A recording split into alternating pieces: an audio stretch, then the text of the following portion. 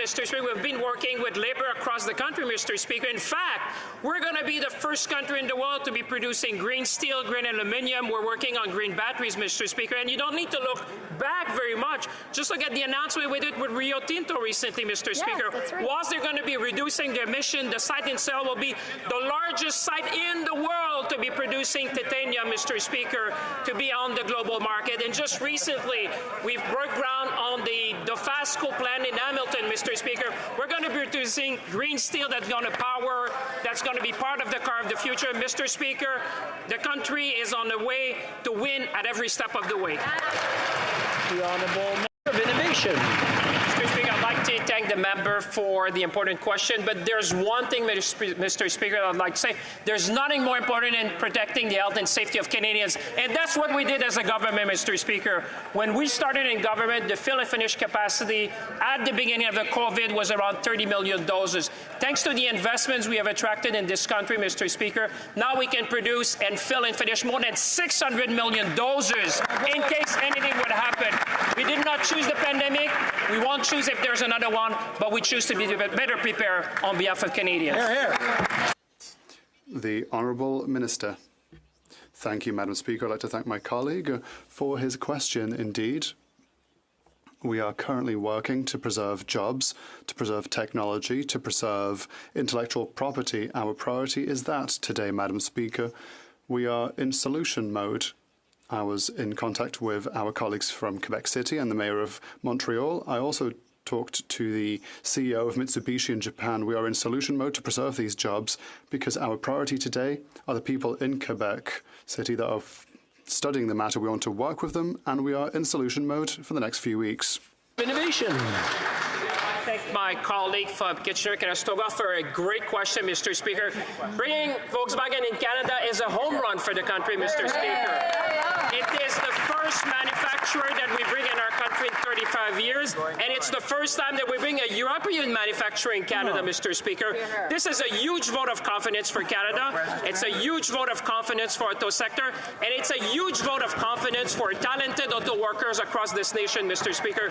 Canada can win big, and that's another example. Mr. Speaker, I'd like to thank my colleague for a very important question. I think everyone in this House realizes that talent is our greatest asset, Mr. Speaker, and I'd like to thank our young scientists, researchers, and students across the nation who are making a lot of difference in science and in studies around the country. Mr. Speaker, no one in this House can question our commitment to science. We've invested $16 billion since 2016, and more recently, on Friday, I made an historic announcement of $1.4 billion in the Canada First Research Excellence. Mr. Speaker, we want to go from world-class to world-leading, and we need our young scientists to do that. Absolutely. The Honourable Member for Scarborough.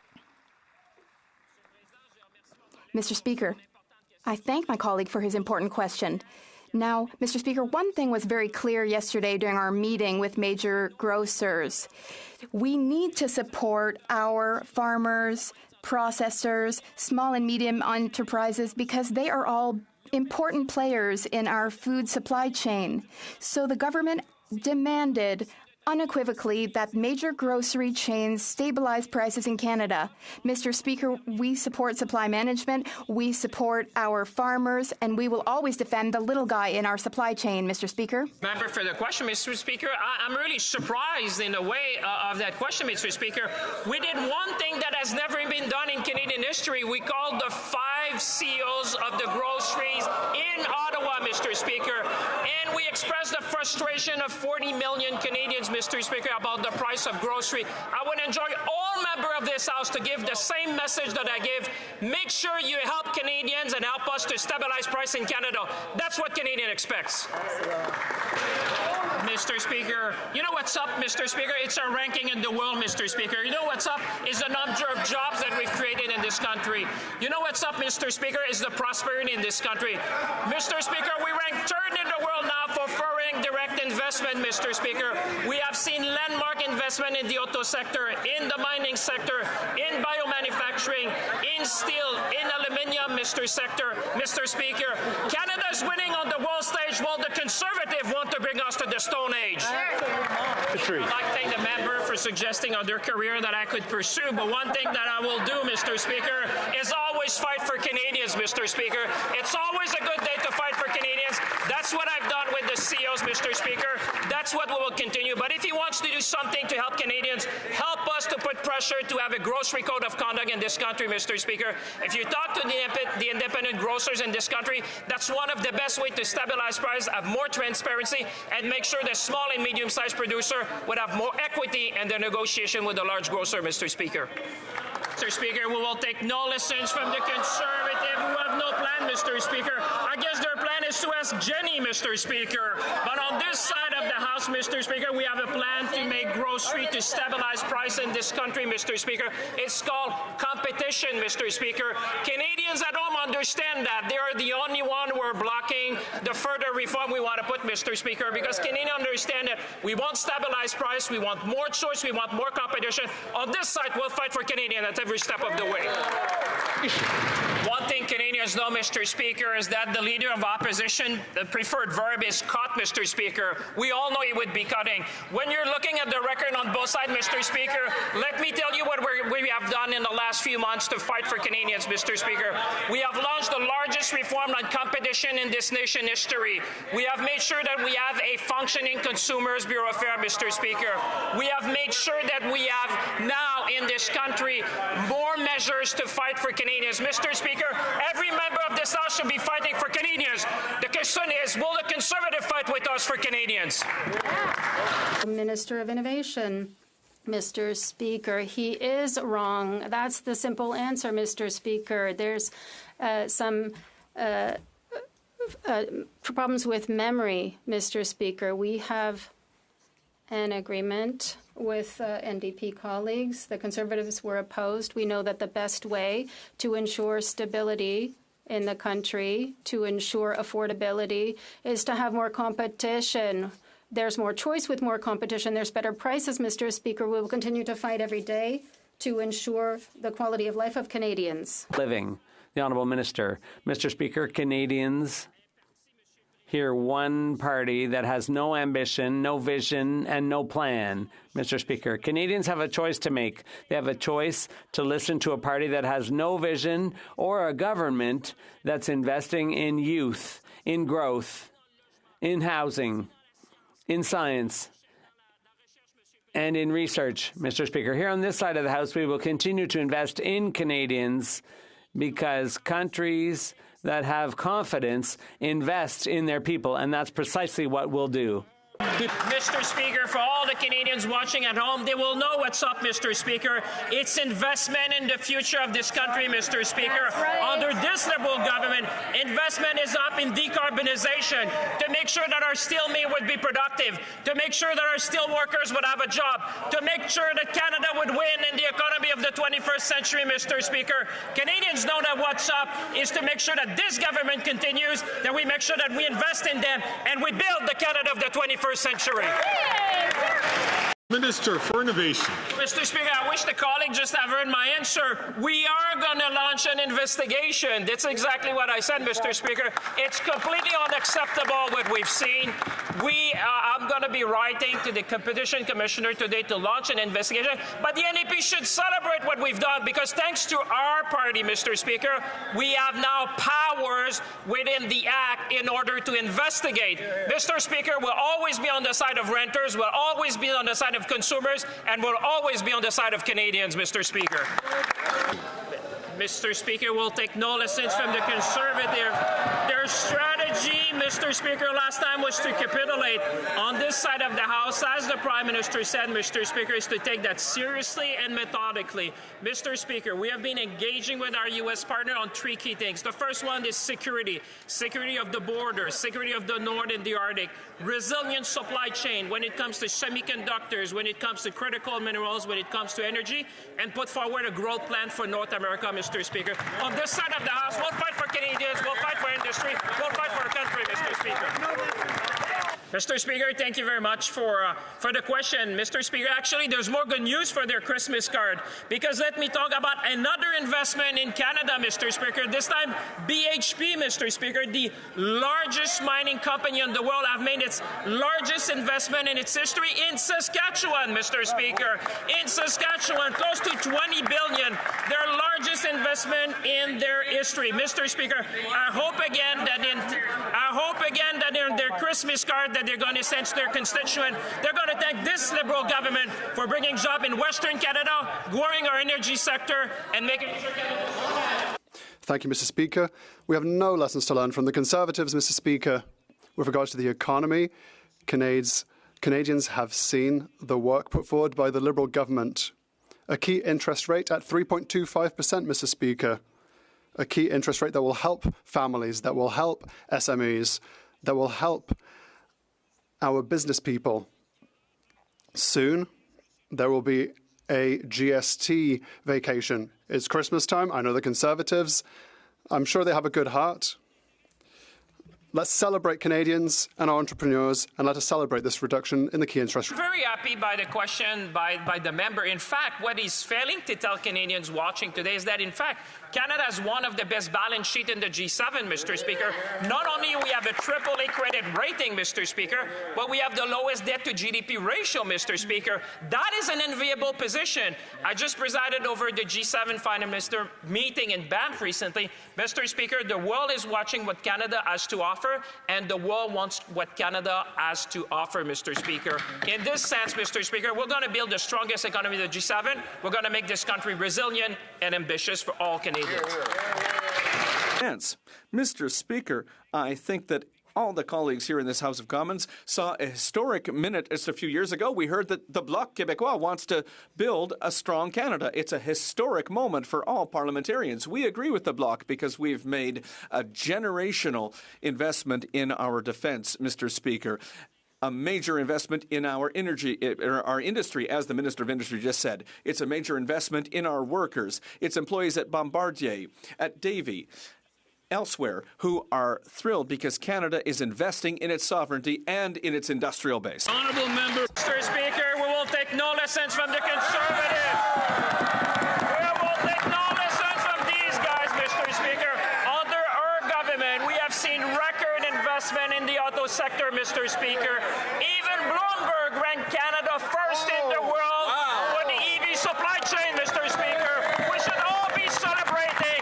We're going to fight for the industry. We're going to fight for our workers. We're going to fight for Canada strong, Mr. Speaker. I thank the colleague for giving me the opportunity to share good news with this House, Mr. Speaker. In fact, the rate has gone down, Mr. Speaker, 2.5% today. The Bank of Canada just announced, Mr. Speaker. The Conservatives should celebrate. Consumers are celebrating. Businesses are celebrating. Canada is celebrating, Mr. Speaker. One thing that it tells to all Canadians, our plan is working. We're going to build the strongest economy in the G7. The Honourable Minister of Finance. Mr. Speaker, I have even more good news for the Conservatives, Mr. Speaker. On November 4th, we will be presenting a budget with generational investment, Mr. Speaker, that is going to make Canada the strongest economy in the G7. We will invest in our people. We're going to build this country. We're going to empower Canadians, Mr. Speaker. We're going to build Canada strong, and we're going to do it with all Canadians, Mr. Speaker. Mr. Speaker, I think we all know in this side of the House and Canadians, math might not be the cup of tea of the Leader of the Opposition. Neither may be economics, Mr. Speaker. But let me quote one of the authorities in the world, which is the Director General of the International Monetary Fund, Mr. Speaker. She said just last week, then we have countries in the G7 that are in a better position. Germany and Canada stand up in that regard, Mr. Speaker. Both Germany and Canada recognize that this is a very testing time and they need to use their fiscal space. In the case of Canada, the Canadian authorities have been very decisive in taking action. Mr. Speaker, The Honourable. I think it's worth repeating. The economy has added 67,000 new jobs, Mr. Speaker. 67! Even the Conservatives are happy this morning on a Friday, Mr. Speaker. Look at their face. They are smiling because they're going back home and they have good news. Not only in the budget, Mr. Speaker, there's hundreds of pages of good news, but this morning they can say that the plan of the government will build Canada strong because what, Mr. Speaker? We believe in Canada. Honourable Minister of Finance. From this Conservative, never, not today, not yesterday, not tomorrow, Mr. Speaker. By the time they ask questions on on this side of the House, every single member on this side, Mr. Speaker, we're fighting for Canada. We're fighting for auto industry. We're fighting for our workers. We're fighting to build Canada strong, Mr. Speaker. We should all join to defend our workers in the middle of a trade war. We don't need that kind of conservative politics. We need to stand up for Canada, build Canada strong. I believe in Canada, Mr. Speaker. Mr. Speaker, the Conservatives are good talkers, but they have a short memory, I can tell you, Mr. Speaker. Because on Monday, Canadians have noticed what's happening, Mr. Speaker, that they're going to have a rebate for grocery and essential. But in addition to that, and let me help them for the householder, so they don't forget to tell the constituent, there'll be $500 million for the Strategic Response Fund to strengthen food production in the country, immediate expensing for greenhouses, additional funding for food banks, a national food strategy, work toward a standard price unit. Mr. Speaker, instead of shouting in the House, they should get on board, support Canadian, and make this country. The honourable member. Conservative were focused on themselves in Calgary. This country is moving forward, Mr. Speaker. Let me give a piece of news to my colleague because he's been busy in the last few days supporting his leader. Canada will have the second fastest growth in the G7, Mr. Speaker. That's what the international agencies are saying. Canada created hundreds of thousands of jobs, Mr. Speaker. We've seen investments coming in this country. We're building a country for the future. We've made generational investment, Mr. Speaker. While they talk down Canada, we believe in Canada. We'll attract investment. We'll be the fastest growing economy. We'll be the strongest country in the G7. The honourable Mr. Speaker, I know it's Monday and the colleague wanted to hear some good news, so I have some good news for him, Mr. Speaker. Canada has the second fastest growth of all G7 countries, Mr. Speaker. That's the Liberal plan. That's the Prime Minister's plan, Mr. Speaker. Our plan is to grow the Canadian economy. He should not speak against our economy. He should be proud. We are building jobs. We're building cars. We're building planes. We have critical minerals. We have energy. We are the only G7 country with a free trade agreement with all other G7 countries. Mr. Speaker, we are here. The Honourable Minister of Finance. Speaker, I know it's Monday, Mr. Speaker, and on Monday we expect good news. But, Mr. Speaker, what I think we should tell Canadians is actually what this government has been doing in order to make life affordable and this economy competitive. Mr. Speaker, this government has presented one of the most ambitious budget in our history, Mr. Speaker. Generational investment in infrastructure, generational investment in housing, generational investment in productivity and competitiveness, generational investment in our defense. Mr. Speaker, instead of talking the Canadian economy down, they should celebrate our worker, celebrate our Canadian industry, and celebrate our country. The honourable Speaker, let me bring a bit of facts in this discussion. Fact, Canada has the lowest net debt to GDP in the G7. Fact number two, Mr. Speaker, Canada has one of the lowest deficit to GDP in the G7. Fact three, Mr. Speaker, Canada has the second fastest growing economy in the G7, Mr. Speaker. Fact four, we've attracted more foreign direct investment lately than in the last 18 years. Mr. Speaker, we should celebrate Canada, celebrate our worker, celebrate our industry. Mr. Speaker, Canada will build the strongest economy in the G7. Finance. Speaker, let me help the leader of the opposition. After all, it's Monday. Let me help him, Mr. Speaker. Mr. Speaker, the International Monetary Fund just said last week that Canada has the strongest fiscal position of the G7. Mr. Speaker, the Canadian economy has the second fastest growth in the G7, growing almost as twice as the one in Germany, almost twice as much as Japan, almost 3 times as our colleagues in Italy, Mr. Speaker. Canadian economy is strong, Mr. Speaker. We're going to build Canada strong together. We're going to have our Canada Strong Fund. Canadians will benefit. The honourable Mr. Speaker, we understand what Canadians are experiencing. That's why we're here for people when it comes to affordability. We know that people want affordable housing, affordable gas, affordable groceries. Well, I have good news for my colleague because on June 5th, the Canada Grocery and Essentials rebate will be given to 12 million Canadians. They will be receiving direct federal support. We're always here to do our part. We're here for Canadians. In our spring economic update, we have a plan to take care of the country and its future and all Canadians. Mr. Speaker, it is disconcerting to see the Conservative talking down the Canadian economy, Mr. Speaker. I have confidence in the Canadian economy, Mr. Speaker. I have confidence in our workers. I have confidence in our industry. I have confidence in our plan, Mr. Speaker.